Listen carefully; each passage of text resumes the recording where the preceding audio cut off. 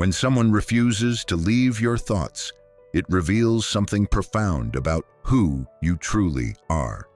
This persistent presence in your mind isn't madness. It isn't some character flaw you need to fix. It isn't proof that something has gone wrong inside you. What it actually represents is a message rising from your psyche, from your emotional core, and sometimes from places reason cannot map. You attempt every possible escape route. You fill your calendar. You surround yourself with noise and people. You laugh louder, grind harder, sacrifice sleep, or lose yourself in endless digital scrolling. But still, that individual returns during quiet moments, within fragments of memory, through certain melodies inside your dreams, whenever your defenses finally collapse. And you wonder, what makes them so impossible to erase? Why does their face keep surfacing in my consciousness? Why this moment? Why now? Here's what science and psychology won't always tell you. When another human occupies your mental space this intensely, something transformative is unfolding within your inner world.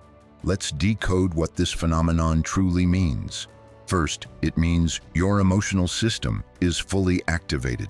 The majority of humanity drifts through existence emotionally dormant. They register sensations but never plunge beneath the surface. They form bonds that remain shallow and temporary. When you cannot evict someone from your consciousness, it signals that your emotional awareness is firing on all cylinders.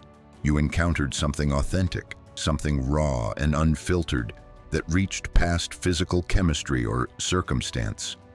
This individual didn't merely pass through your daily routine. They ignited dormant chambers within your being.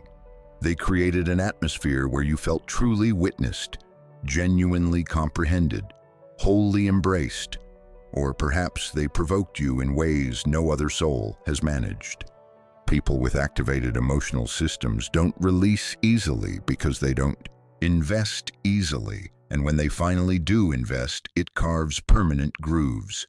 Second, it means you touched something beyond ordinary connection. Not every relationship follows rational patterns. Certain encounters transcend logic entirely.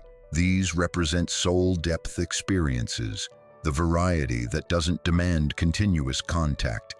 They don't require lengthy justifications. They don't even need physical proximity to persist. You simply recognize them. A soul-resonant bond doesn't weaken when geography intervenes. It doesn't vanish when external conditions shift. It doesn't dissolve merely because communication stops. That's precisely why this person haunts your awareness. Your soul identified something known, something timeless, something incomplete. Once one soul recognizes another at that frequency, your rational mind fights desperately against release. Third, it means you're actively digesting an incomplete emotional narrative. Sometimes the issue isn't romance, it's resolution. When someone exits without providing answers, when crucial words remain forever unspoken, when authentic feelings get buried rather than voiced, your consciousness replays the footage repeatedly, not as punishment but as completion. Being unable to remove someone from your thoughts frequently indicates there was never proper conclusion. No transparent dialogue, no emotional settlement. Your emotional center keeps the gateway ajar, searching for comprehension, though not necessarily for the individual themselves. Until the wisdom gets absorbed, the footage continues looping. Fourth, it means you discovered yourself within their reflection. Certain individuals don't simply impact our trajectory. They mirror dimensions of ourselves we never knew existed. Your resilience, your tenderness, your openness, your depth of feeling. You cannot stop replaying them because you uncovered yourself through their presence. When someone becomes woven into your self-revelation journey, they don't simply fade away. You're not actually missing them. You're missing the version of yourself that emerged when connection felt alive. Fifth, it means you possess rare emotional depth. Modern culture celebrates superficial exchanges, instant attraction, rapid replacement, convenient distraction. But your architecture differs fundamentally. When someone occupies your consciousness for extended periods, it demonstrates that depth defines your essential nature. You don't swap souls like interchangeable products. You don't delete memories like computer files. You don't detach simply because it would make life easier. Depth carries a cost. You experience emotions longer. Your memory holds impressions deeper. You commit harder to what moves you. This isn't weakness or dysfunction. This is extraordinary. Sixth, it means life is teaching you crucial lessons. Some individuals aren't designed for permanence. They arrive to disrupt patterns, awaken dormant feelings, force evolutionary leaps, challenge established assumptions. When someone lingers in your mental landscape, it typically means they activated healing processes you didn't realize required attention. They revealed unprocessed wounds you'd been ignoring. They demonstrated what you genuinely deserve, or what you must refuse to tolerate moving forward.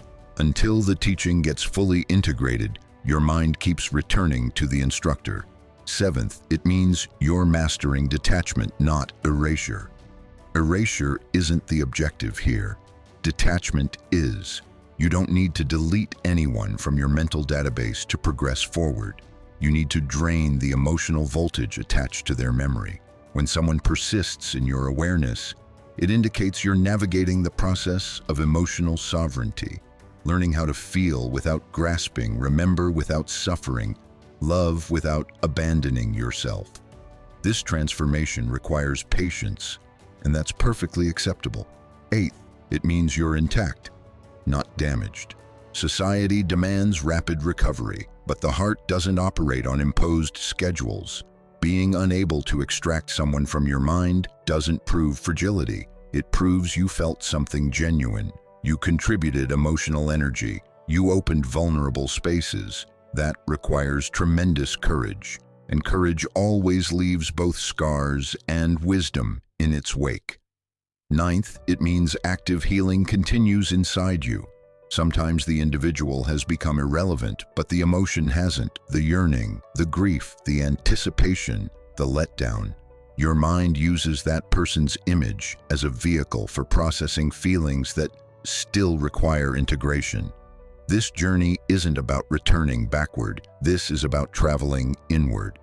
When healing reaches completion, the attachment naturally softens. No forcing required. 10th, it means emotional liberation is closer than you imagine. Here's the paradox nobody mentions. When someone dominates your thoughts with unusual intensity, it frequently signals you're approaching freedom. The final emotional surges rise just before stillness returns. You're not trapped in quicksand, you're in transition. Soon the memory will endure, but it won't control your reactions anymore. Soon the thought will appear, but it won't trigger pain. Soon you'll remember and smile softly, not because they came back, but because you located inner peace. A truth you deserve to understand. You don't need to accelerate healing. You don't need to criticize yourself. You don't need to suppress what surfaces. Allow thoughts to arrive. Allow them to pass through. What remains forever isn't the person. It's the transformation they catalyzed. Eventually, you'll recognize that being unable to remove someone from your consciousness was never a curse. It was evidence of your depth, your humanity, and your capacity to love authentically. And that represents your most powerful asset. Welcome to Psychology Wisdom. If exploring the concealed realities of human psychology fascinates you, make sure to subscribe and activate notifications so you never miss insights that could reshape your entire perspective. And if this resonated, hit that like button. It helps us reach others who need this message.